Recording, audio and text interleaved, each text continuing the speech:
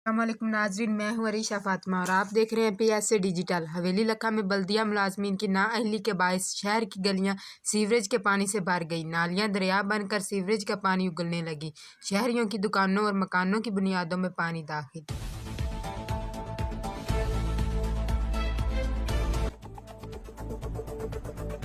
या मुलाजमीन की लापरवाही और गफलत के बायस रेलवे रोड नदी नालों का मंजर पेश कर रहे हैं, जिससे स्कूल जाने वाले तलबात और शहरियों को शदीद मुश्किलात का सामना करना पड़ रहा है। सीवरेज के पानी से कहीं मकानात दुकानात ज़मीन में बोस होने का खदशा पैदा हो गया है।